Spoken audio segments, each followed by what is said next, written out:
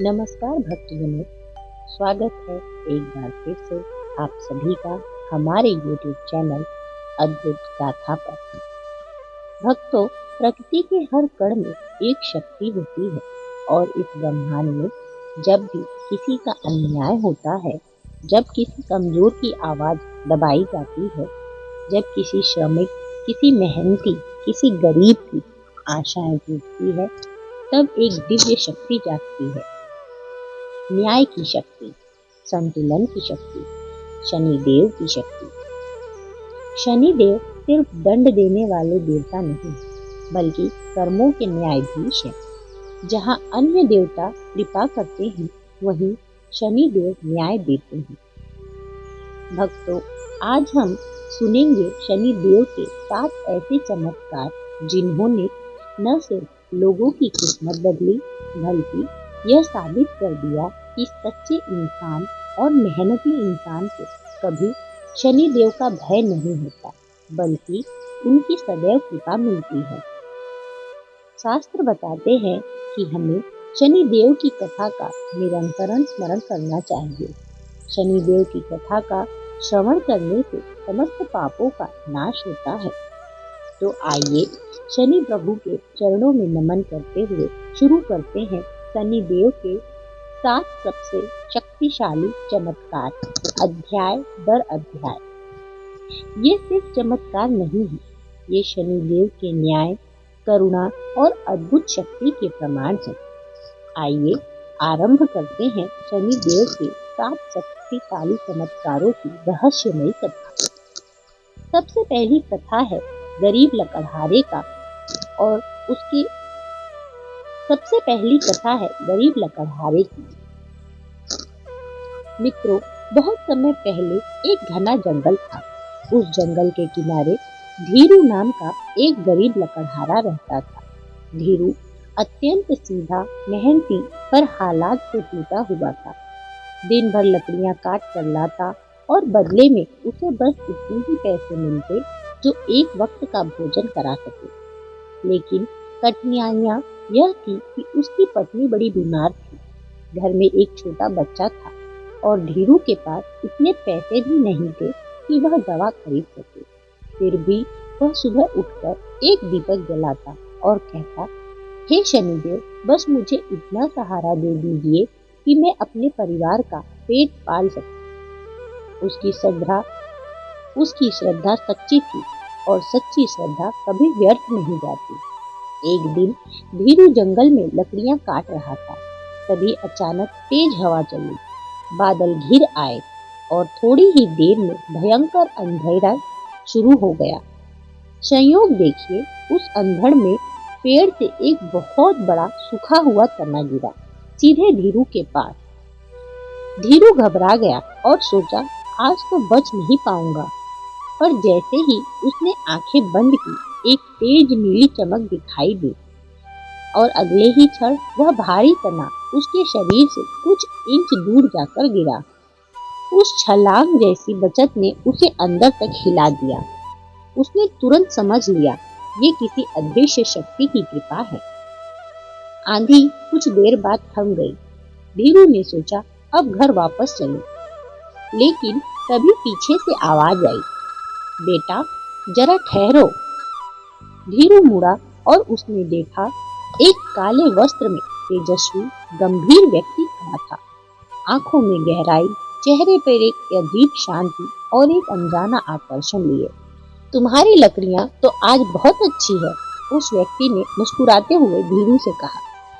धीरू बोला, हाँ, पर इसका कोई फायदा नहीं, कोई खरीदार नहीं है, घर में दवा नहीं, अब मैं क्या करूं? वह व्यक्ति शांत स्वर से बोला, क्या तुम मुझ पर विश्वास करते हो? धीरू ने बिना सोचे कहा, मेरा विश्वास केवल शनिदेव पर है। अगर आप उनकी कृपा से आए हैं तो जो कहेंगे वो मैं मानूंगा। उस पुरुष ने कहा, ठीक है, इन लकड़ियों को लो और बाजार जाओ। आज तुम्हें इनका मूल्य सामान्य से 7 गुना अधिक मिलेगा और कल से ही तुम्हारी किस्मत बदल जाएगी। उनकी बात सुनकर धीरू चकित था, पर उसकी आत्मा ने कहा, यह कोई साधारण व्यक्ति नहीं लगता। यहाँ से शुरू हुआ चमत्कार। धीरू लकड़ियां लेकर बाजार पहुंचा। लोग उन लकड़ियों के पास आते, उन्हें छूते और कहते, अरे ये तो चंदन के जैसी महक रही है। धीरू हैरान था, क्योंकि उसने तो सामान्य लकड़ियां ही काटी थी। देखते ही देखते एक धनी व्यापारी आया और बोला, मैं इन सब लकड़ियों को 7 गुना मूल्य में खरीदता हूँ। धीरू उसकी बात सुनकर अवाक रह गया। उसे समझ नहीं आया कि यह सब कैसे हुआ। घर लौटते समय अचानक वही रहस्यमय पुरुष फिर दिखाई दिया और उसने धीरू से पूछा, कैसे हो बेटा? धीरू ने बड़े ही भावुक होकर कहा, आप देवता हैं या साधारण मनुष्य? जो आपने कहा वही हुआ।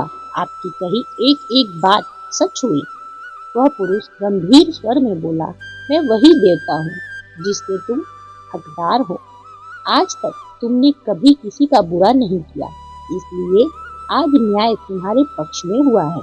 यह कहकर वह व्यक्ति आगे बढ़ा और उसी क्षण एक उज्जवल नीली आभा में विलीन हो गया। धीरू समझ चुका था कि वह कोई और नहीं, स्वयं शनिदेव थे, जो उसकी श्रद्धा से प्रसन्न होकर उसकी मदद के लिए स्वयं आए थे। उस दिन के बाद उसकी पत्नी की बीमारी अपने आप कम होती गई। बच्चे को अच्छी शिक्षा मिलने लगी।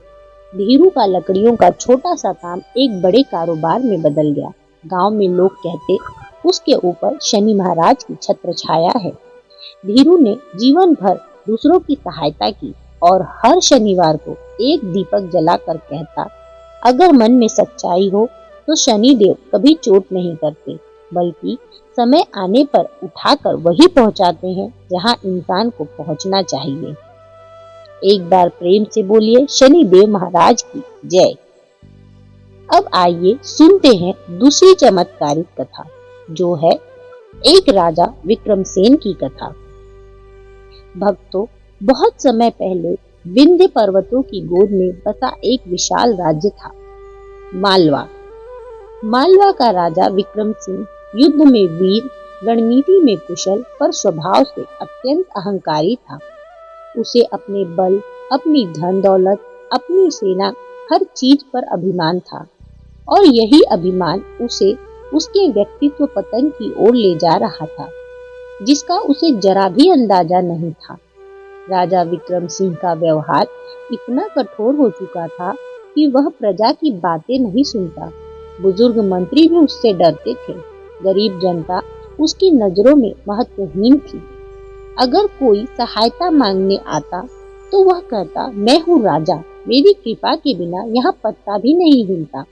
उसके मंत्रियों ने कई बार उससे कहा, राजन, घमंड पतन का कारण बनता है। पर राजा हंसते हुए कह देता, मेरा भाग्य मेरी तलवार लिखती है। लेकिन समय सबका अहंकार तोड़ता है।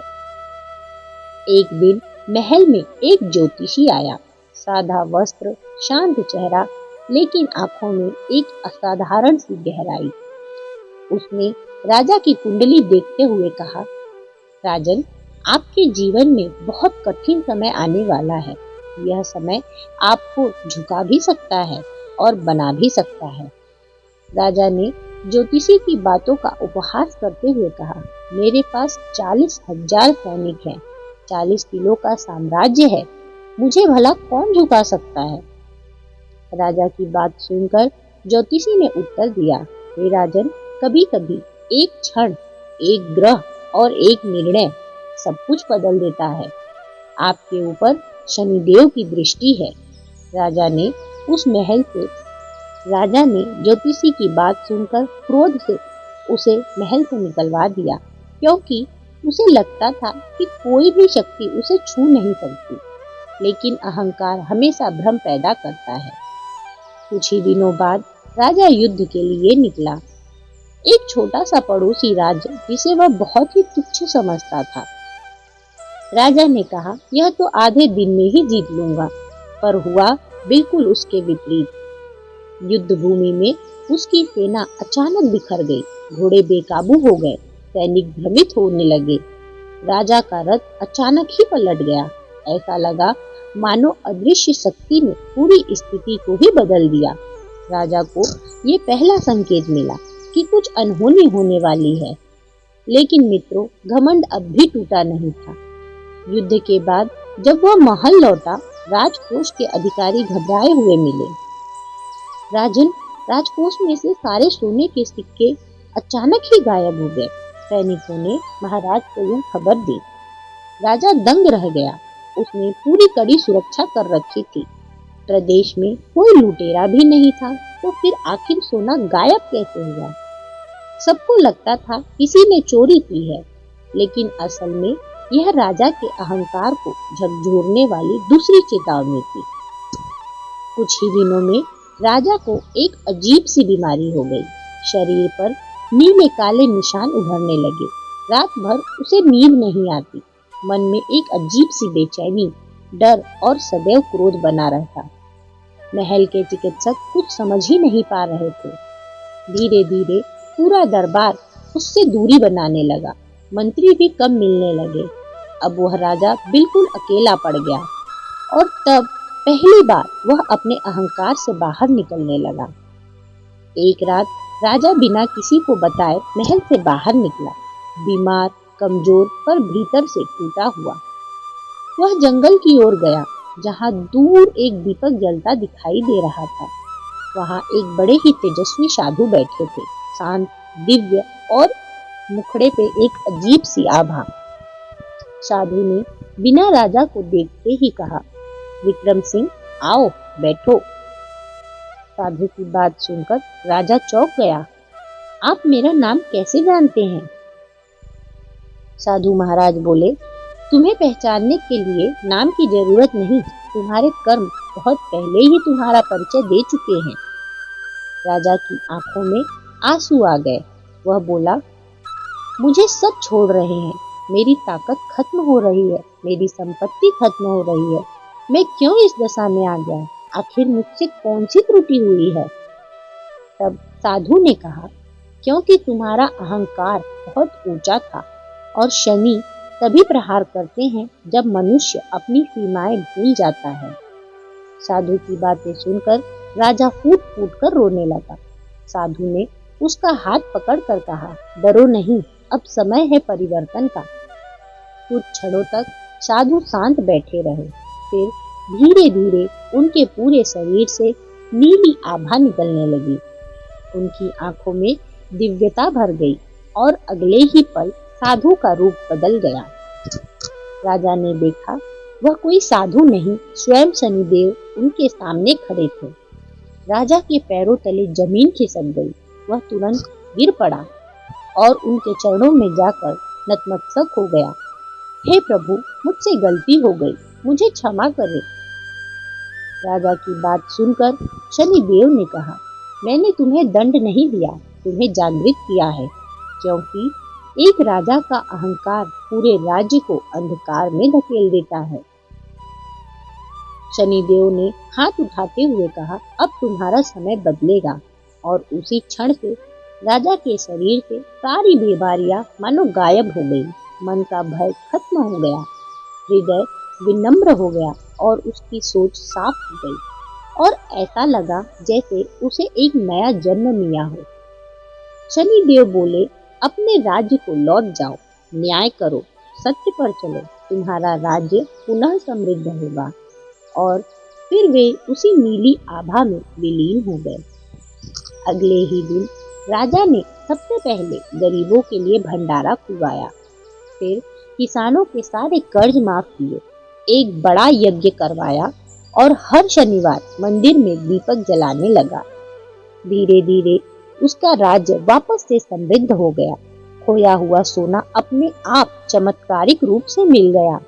उसकी सेना पहले से भी अधिक मजबूत हो गई। जनता में राजा को फिर से प्यार मिलने लगा और सम्मान बढ़ गया। और लोग कहते, राजा तो बिल्कुल ही बदल गया, उसे शायद कोई दिव्य दर्शन हुए हैं। जनता की ऐसी बातें सुनकर राजा बस मुस्कुराता और कहता, शनिदेव वही देते हैं हम जिसके योग्य होते हैं। तो भक्तों, एक बार आप सभी प्रेम से बोलिए, शनिदेव महाराज की जय। अब आइए सुनते हैं शनिदेव के चमत्कार की तीसरी कथा। भारत के एक छोटे से गांव में गिरधारी नाम का एक बुजुर्ग रहता था। धूप तपती, बारिश बरसती, सर्द हवाएं चलती, ऐसी स्थिति में गिरधारी हर शनिवार बिना रुके नंगे पैर शनि मंदिर तक जाता। उसकी आंखों में श्रद्धा थी, हाथ में एक दीपक और मन में सिर्फ एक ही वाक्य, हे शनिदेव, जीवन में सुख न दिया तो क्या, पर मेरा विश्वास कभी मत तोड़ना। गिरधारी का जीवन इसी प्रकार बीत रहा था। वैसे गिरधारी का जीवन आसान नहीं था। एक छोटी सी कच्ची झोपड़ी, दिन भर मजदूरी, घर में कोई नहीं, पत्नी और एकमात्र बेटा पहले ही गुजर चुके थे। वह केवल अकेला आदमी था।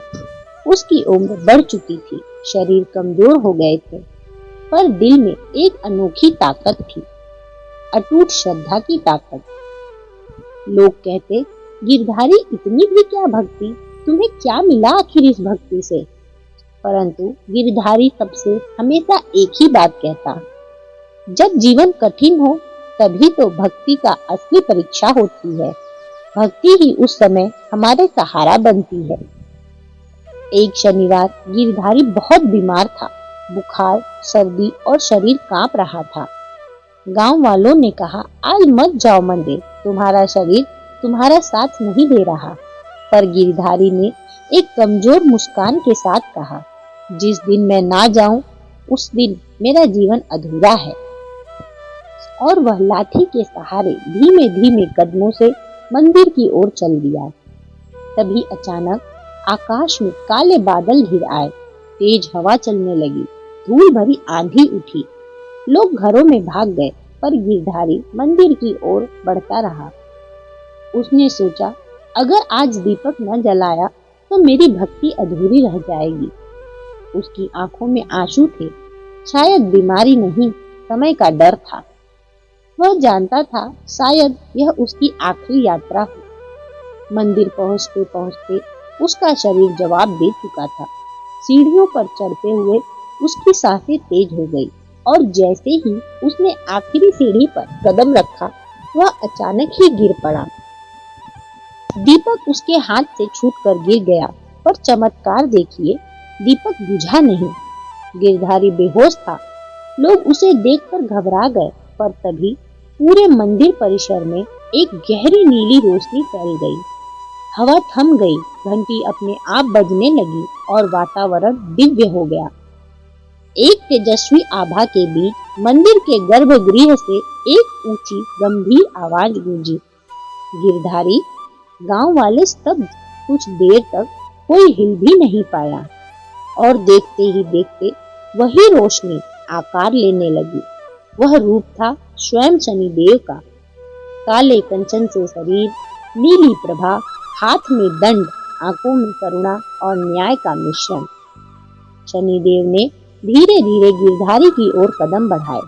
शनिदेव ने उसका सिर उठाया और कहा, गिरधारी उठो, तुम्हारी भक्ति ने मुझे यहाँ आने पर विवश कर दिया। गिरधारी ने धीरे से आंखें खोली, आंखों में पानी, पर चेहरा बिल्कुल ही शांत। हे देव, मेरा जीवन तो बीत गया, पर मेरी पूजा क्या आपने स्वीकार की? उसकी बात सुनकर शनिदेव मुस्कुराए और कहा, तुमने कभी पाने की इच्छा से पूजा की ही नहीं, तुमने तो सिर्फ प्रेम दिया, और सच्ची भक्ति का फल हमेशा मिलता है, चाहे देर से ही क्यों न, पर मिलता अवश्य है। प्रभु की बात सुनकर गिरधारी ने हाथ जोड़ते हुए कहा, मेरी आखिरी इच्छा है कि जब मैं इस संसार से जाऊं तो आपका स्मरण मेरे हृदय में बना रहे। शनिदेव ने अपना हाथ उठाया और गिरधारी के शरीर में प्रकाश की एक धारा प्रवाहित हुई। कुछ ही क्षणों में उसका बुखार उतर गया, शरीर हल्का हो गया, आंखों में चमक लौट आई, उसकी नाड़ियां स्थिर हो गईं। गिरधारी उठकर बैठ गया। सारे गांव वाले यह देखकर आश्चर्यचकित हो गए। उसके मुंह से शब्द भी नहीं निकले। शनिदेव बोले, तुम अभी नहीं जाओगे, तुम्हारा जीवन मैं स्वयं बढ़ा रहा हूँ, ताकि तुम अपनी भक्ति से दूसरों को भी राह दिखा सको। प्रभु की बात सुनकर गिरधारी रो पड़ा और कहने लगा, हे देव, आपने मुझे नई जिंदगी दे दी। शनिदेव ने कहा, तुम्हारे जैसे भक्त संसार को संतुलित रखते हैं, और याद रखना, भक्ति का दीपक कभी बुझने मत देना, क्योंकि जहाँ भक्ति होती है वहाँ मैं स्वयं उपस्थित होता हूँ। इसके बाद एक दिव्य प्रकाश उठा और शनिदेव उसी में विलीन हो गए। उस दिन के बाद गांव में गिरधारी को बाबा गिरधारी कहा जाने लगा। लोग उसकी बातों में दिव्य शक्ति महसूस करते। उसकी छोटी सी झोपड़ी एक आश्रम बन गई और वह हर शनिवार मंदिर में दीपक जलाता, लेकिन अब अकेले नहीं बल्कि पूरे गांव वालों के साथ। लोग कहते, जहाँ सच्ची श्रद्धा होती है वहाँ शनिदेव स्वयं प्रकट हो जाते हैं। तो भक्तजनों, एक बार आप सब भी सच्ची श्रद्धा के साथ कमेंट में जरूर लिखिए, जय शनिदेव महाराज। भक्तों, अब आइए सुनते हैं प्रभु के चमत्कार की चौथी कथा। यह कथा है एक वफादार कुत्ते की कथा। भारत के एक घने जंगल के किनारे एक चरवाहा रहता था। उसका नाम था रामू। गरीबी में जन्मा, सीधे दिल वाला, परिस्थितियों का मारा, लेकिन उसके पास था उसका सबसे वफादार साथी, एक कुत्ता जिसका नाम था कालू। रामू का परिवार कालू ही था। जहाँ रामू जाता वहीं कालू भी जाता। खाना कम हो, भूख ज्यादा, तो भी रामू पहले कालू को ही खिलाता था। कालू की आंखों में रामू के लिए अटूट प्यार और रामू के दिल में कालू के लिए ढेर सारा दुलार था। गांव वाले कहते, इन दोनों की जोड़ी भगवान ने खुद बनाई है। उन्हें क्या पता था, सच में ऐसा ही था। एक दिन रामू अपनी बकरियां लेकर जंगल गया। कालू हमेशा की तरह आगे आगे चल रहा था, पूरी तरह चौकन्ना। शाम ढल रही थी, अंधेरा गहराने लगा। रामू बोला, कालू जल्दी चल, रात हो जाएगी। तभी अचानक कालू भौंकने लगा। उसका भौंकना सामान्य नहीं था, बचाव की या चेतावनी की भौंक थी वह। रामू डर गया। क्या हुआ कालू, तू क्यों भौंक रहा है? अगले ही पल झाड़ियों के पीछे से एक जंगली भालू बाहर आया। भारी आवाज, तेज पंजे। भालू ने सीधा रामू की ओर झपट्टा मार दिया। रामू डर से जड़ गया, लेकिन कालू रामू और मौत के बीच दीवार बनकर खड़ा हो गया। भालू ने गुर्राते हुए कालू पर हमला कर दिया।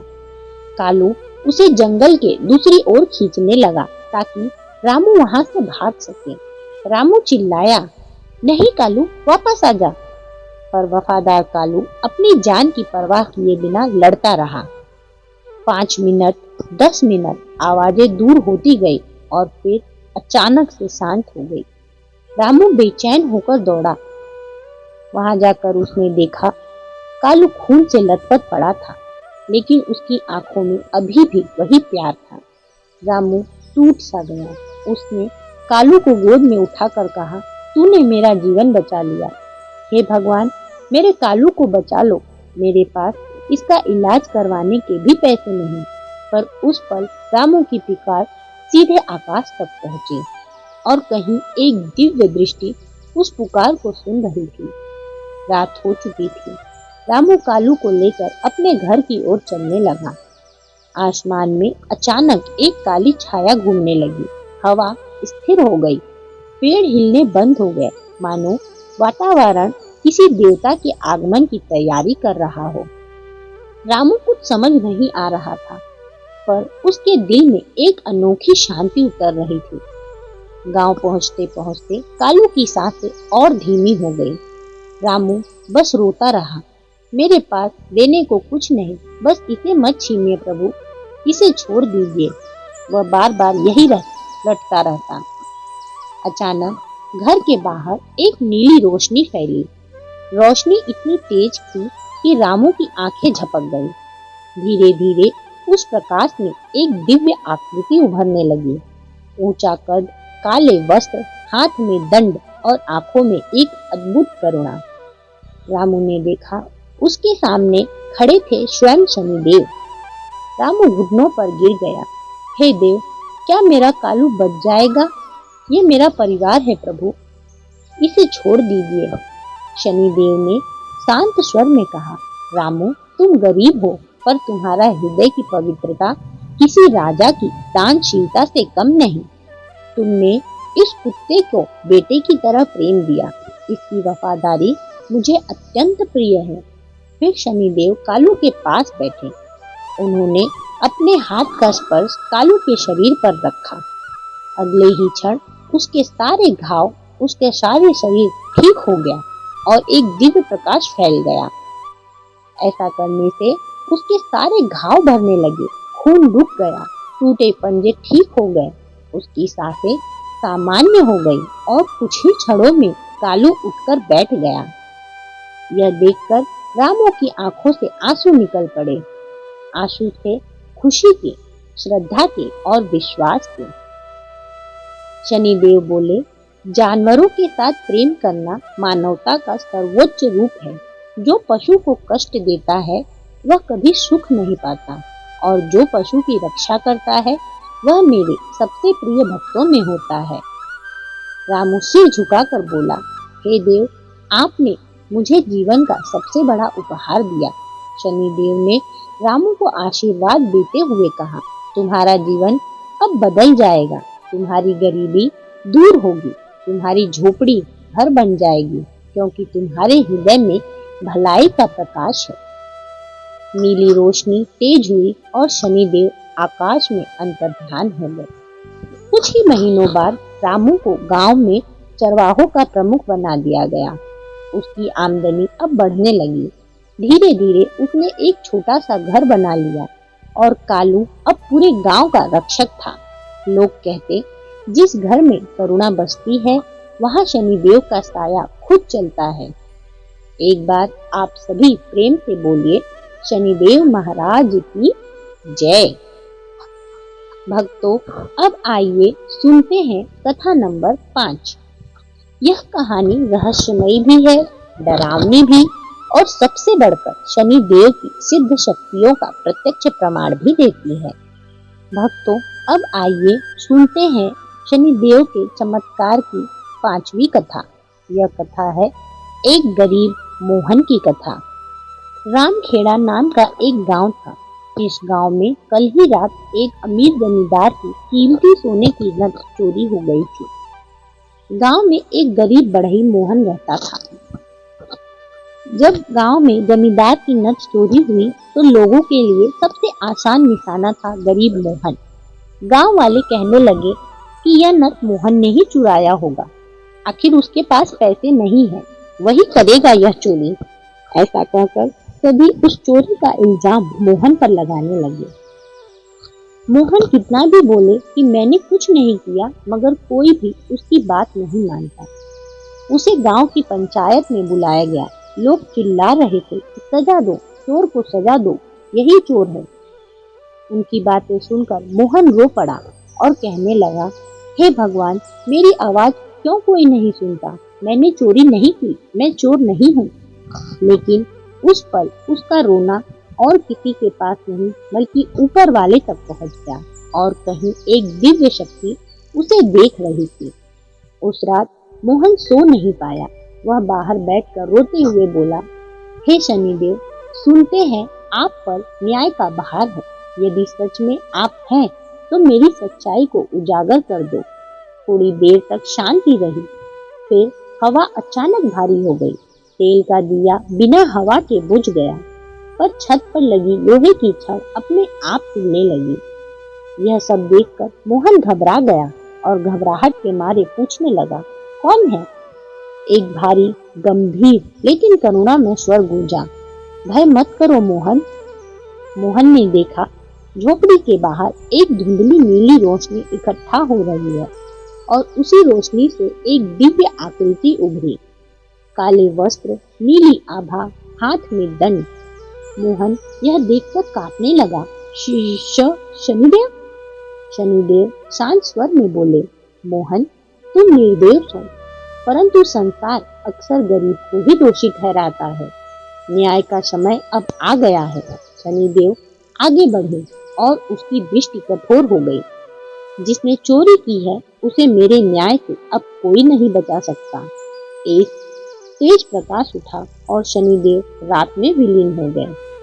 मोहन वहीं खड़ा रह गया, दिल में आशा की एक किरण लेकर। अगली सुबह गांव में हलचल मच गई।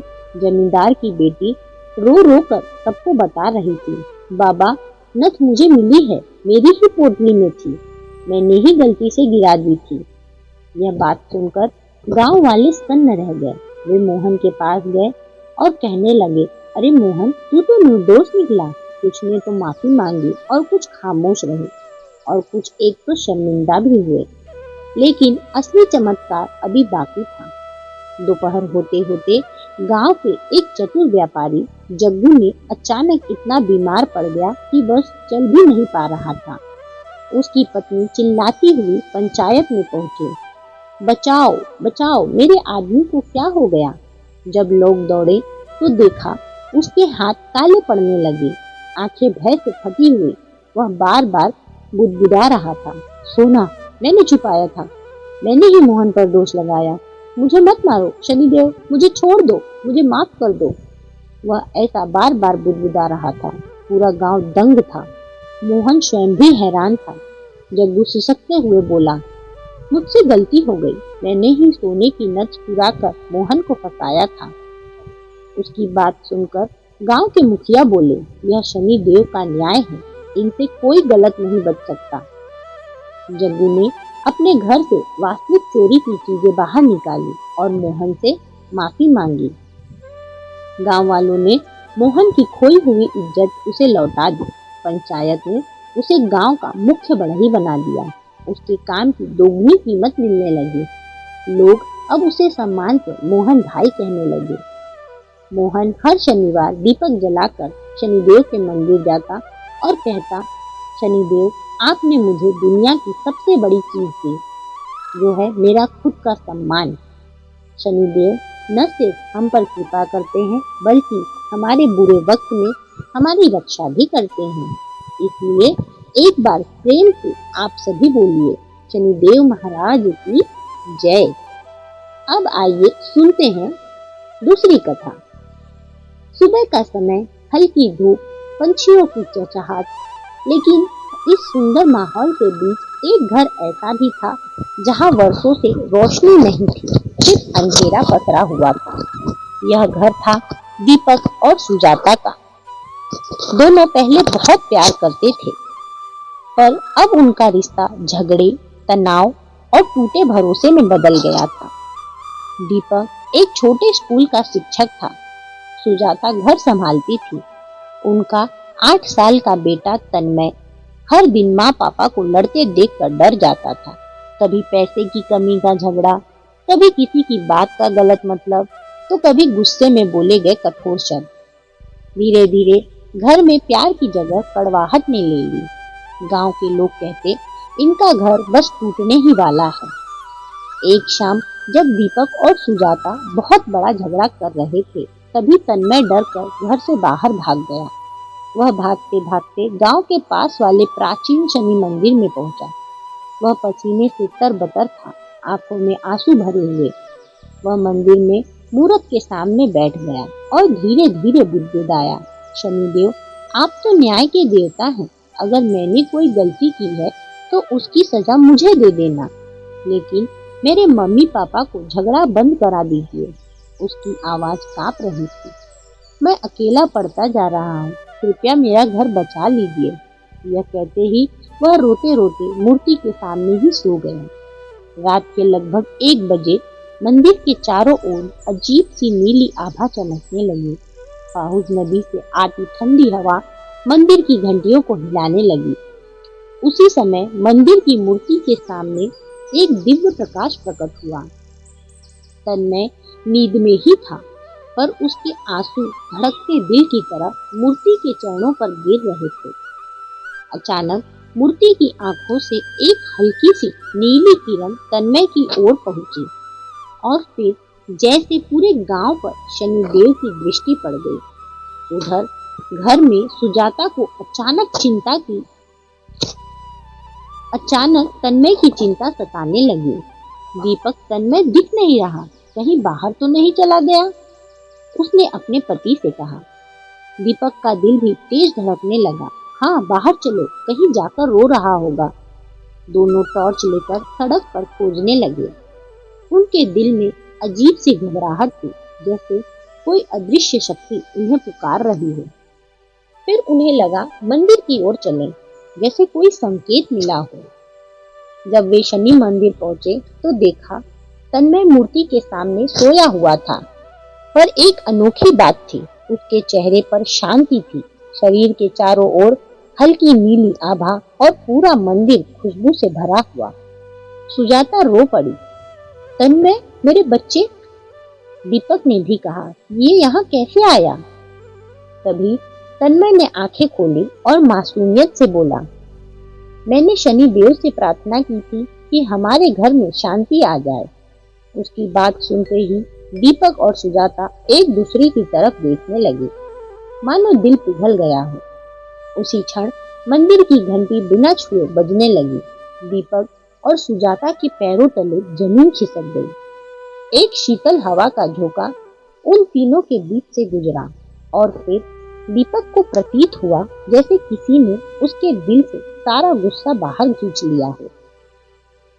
सुजाता को लगा जैसे उसके मन पर बैठा सारा दुख, सारी शिकायतें धीरे धीरे पिघल रही है। तन्मय मुस्कुरा कर बोला, देखो, शनि देव आ गए।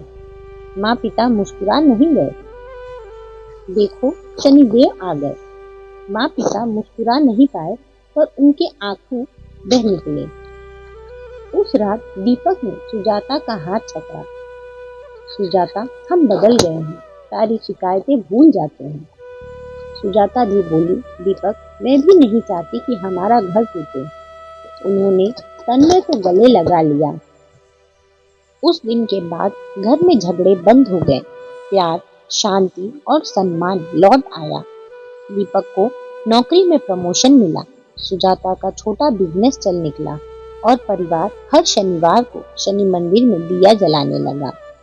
पूरे गांव में कहा जाने लगा कि जिस घर पर शनिदेव की कृपा पड़ जाए, उस घर की तकदीर ही बदल जाती है। वास्तविकता में ऐसे ही हैं हमारे करुणामयी शनिदेव प्रभु। एक बार प्रेम से बोलिए, शनिदेव महाराज की जय। अब आइए सुनते हैं आखिरी और सच्ची कथा। मित्रों, रात गहरी थी। शहर की रोशनी भी आज जैसे फीकी हो गई थी। एक 24 साल का युवक अमित ऊंची इमारत की छत पर बैठा अपनी जिंदगी को देख रहा था। टूटे सपने, नाकाम कोशिशें, बेकार पड़ी डिग्री और अंदर तक धसी हुई निराशा। अमित ने धीरे धीरे से कहा, क्या मेरी जिंदगी कभी बदल सकती है? उसके आंखों से 2 आंसू गिर पड़े। अमित एक बेहद गरीब परिवार से था। पिता बीमार, माँ सिलाई कर घर चलाती और अमित नौकरी की तलाश में 2 साल से दर दर भटक रहा था। 50 इंटरव्यू दिए और वह हर बार रिजेक्ट हो गया। दोस्तों ने भी उससे दूरी बना ली। घर में ताने, रिश्तेदारों की निगाहों में अपमान और अंदर एक गहरा अंधेरा लिए अब अमित पूरी तरह टूट चुका था। वह छत से नीचे झांकते हुए बोला, शायद अब मैं किसी काम का नहीं हूँ। अब मुझे अपने जीवन को यही समाप्त कर देना चाहिए। लेकिन तभी एक ठंडी हवा चली और उसके कानों में मंदिर की घंटियों की आवाज गूंज गई। अमित ने मुड़कर देखा। आने वाली सड़क पर एक छोटे से शनि मंदिर की घंटियां तेजी से बज रही थी, जबकि वहां कोई नहीं था। वह चौंक गया। दिल में अजीब सी आवाज आई, चलो वहां चलकर देखता हूँ। अमित पैरों में जैसे किसी और की शक्ति भर गई। वह उस मंदिर तक पहुंचा। मंदिर बिल्कुल खाली था। सिर्फ एक दीपक जल रहा था और एक बूढ़े पुजारी दीपक में तेल डाल रहे थे। अमित को देखते ही वह मुस्कुराए और बोले, आ गए बेटा, शनि देव बुला रहे थे तुम्हें। अमित उनकी बात सुनकर चौंक गया। आपको कैसे पता? मैं तो बस यूं ही आया था। पुजारी ने रोक दिया। कोई भी यूं ही मंदिर नहीं आता। शनिदेव केवल उसी को बुलाते हैं जिसकी किस्मत बदलने वाली हो। पुजारी की बात सुनकर अमित की आंखें भर आई। लेकिन मेरी किस्मत, वो तो बहुत खराब है बाबा। पुजारी ने उसके सिर पर हाथ रखा। कभी कभी किस्मत को सबसे गहरी रात से होकर निकलना पड़ता है ताकि सुबह की रोशनी और चमके।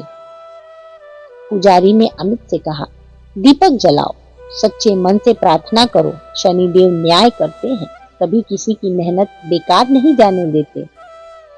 पुजारी की बात सुनकर अमित ने कांपते हाथों से दीपक जलाया। जैसे ही दीपक जला, पूरे मंदिर में हल्की नीली रोशनी फैलने लगी, दीवारें चमकने लगी, घंटे अपने आप हिलने लगे। अमित ने अपनी धड़कन तेज होते महसूस की और उसी पल मूर्ति की आंखों पर पड़ने वाली लौ अचानक ही तेज हो गई। अमित घुटनों पर गिर पड़ा। हे शनिदेव, अगर आप सच में हैं तो मेरे जीवन में एक रास्ता दिखा दीजिए। मैं हार चुका हूँ, मेरी मदद कीजिए। नीली रोशनी एक झटके में उसके माथे पर टकराई, मानो किसी ने अंदर सोई हुई शक्ति जगा दी हो। अगली सुबह अमित ने अपनी जिंदगी में पहली बार हल्कापन और नई ऊर्जा महसूस की। उसे अचानक याद आया, मैं इतना अच्छा लिख क्यों लेता हूँ? क्या मैं कंटेंट राइटिंग ट्राई करूँ? वह एक ऑनलाइन प्लेटफॉर्म पर गया और अपनी पहली छोटी लेखनी डाल दी। कुछ ही घंटों बाद उसे एक ईमेल आया, हमारी कंपनी आपकी लेखनी से बहुत प्रभावित है, क्या आप इंटरव्यू देना चाहेंगे? ईमेल पढ़ते ही अमित की धड़कन रुक सी गई। कांपते हाथों से उसने हाँ लिखा। इंटरव्यू में अमित से सिर्फ एक ही बात पूछी गई, आप इतनी साफ और दिल से लिखते कैसे हो? अमित मुस्कुराया, शायद मेरी तकलीफों ने मुझे लिखना सिखाया है। उसी दिन शाम को उसे ऑफर लेटर मिल गया, 30,000 प्रति माह। यह देखकर अमित रो पड़ा, लेकिन इस बार यह आंसू खुशी के आंसू थे। 6 महीने के अंदर अमित टीम का लीडर बन गया। माँ की सिलाई का काम अब बंद हो गया और आराम मिलने लगा। पिता का इलाज भी शुरू हो गया। घर में नई टीवी, नया पंखा, सब व्यवस्था होने लगी। पड़ोस वाले यह सब देखकर हैरान हो गए। रिश्तेदारों की भी बोलती अब बंद हो गई। और सबसे खास, हर शनिवार अमित एक दीपक लेकर शनिदेव के मंदिर जाता और पुजारी से मिलने के लिए मन में आभार से भर जाता। एक दिन उसने पुजारी से पूछा, बाबा, उस रात मंदिर में चमक क्यों थी? पुजारी जी मुस्कुराए और कहा, वह चमक मंदिर की नहीं थी बेटा, वह तुम्हारे किस्मत की थी। तुमने हारना नहीं। वह चमक मंदिर की नहीं थी बेटा, वह तुम्हारे किस्मत की थी। तुमने हार नहीं मानी, शनिदेव ने तुम्हें नई दिशा दी। अमित मंदिर से बाहर निकला, आसमान की ओर देखा और फुसफुसाया, धन्यवाद शनिदेव। और उसी क्षण एक टूटता तारा आसमान में चमका, मानो शनिदेव कह रहे हो, मेहनती का हक कभी नहीं रुकता। दोस्तों, शनिदेव के इन 7 चमत्कारों ने हमें एक गहरी सीख दी है कि दुनिया में कोई भी शक्ति, कोई भी बाधा, कोई भी कष्ट इंसान को तब तक डिगा नहीं सकता जब तक उसके कर्म सच्चे हो। शनिदेव कभी किसी को बिना वजह दुख नहीं देते। दुख बस एक संदेश होता है, यह याद दिलाने के लिए कि हम रास्ते से भटक गए हैं, हमें अपने कर्मों को सुधारने की जरूरत है। और जब इंसान अपने कर्मों को ठीक कर लेता है, तब वही शनिदेव जो कठोर रूप में दिखते हैं, वही सबसे बड़ी कृपा बनकर सामने आते हैं। इन कहानियों ने हमें बताया है कि शनिदेव गरीब की रक्षा करते हैं, ईमानदारों का साथ देते हैं, मेहनत करने वालों को उठाते हैं और अन्याय करने वालों को बिल्कुल उसी तराजू में तोलते हैं जो ब्रह्मांड का असली न्याय है। अगर आप अपनी जिंदगी में संघर्ष देख रहे हैं, अड़चने देख रहे हैं, रुकावटें देख रहे हैं, तो घबराइए मत। हो सकता है यह शनिदेव का एक संकेत हो कि अब आपका समय है अपने कर्मों को निखारने का, अपने इरादों को शुद्ध करने का और अपनी आत्मा को मजबूत करने का। याद रखिए, जैसे ही आपकी नीयत साफ होती है, मेहनत सच्ची होती है और मन निर्मल होता है, शनि देव की कृपा आपके हर कदम के साथ खड़ी होती है। शनि देव दंड नहीं सुधार देते हैं, दुख नहीं दिशा देते हैं, और जब आपका समय आता है तो वही शनि देव आपकी किस्मत ऐसे पलट देते हैं कि दुनिया बस देखती रह जाती है। तो दोस्तों, इन दिव्य कहानियों को दिल में बसाइए, इन्हें सिर्फ सुनिए मत, इन्हें जीवन में भी उतारिए और विश्वास रखिए कि शनिदेव की छत्र छाया में कोई भी इंसान कभी अकेला नहीं होता। जय शनिदेव। आप सब पर शनि महाराज की कृपा सदैव बनी रहे। दोस्तों, आज के लिए इतना ही। आशा करते हैं आपको आज की वीडियो अत्यंत पसंद आई होगी। इन कथाओं को कहते हुए मुझसे कोई त्रुटि हुई हो तो आप सभी से हाथ जोड़कर क्षमा प्रार्थी हूँ। यदि आपको हमारी वीडियो पसंद आई है तो एक लाइक करें और कमेंट में प्रेम से जय शनिदेव अवश्य लिखें। शनिदेव आप सभी की रक्षा करें एवं आपके परिवार में मंगल करें। इसी मनोकामना के साथ आज के लिए इतना ही। मिलते हैं अगली वीडियो में। तब तक के लिए नमस्कार।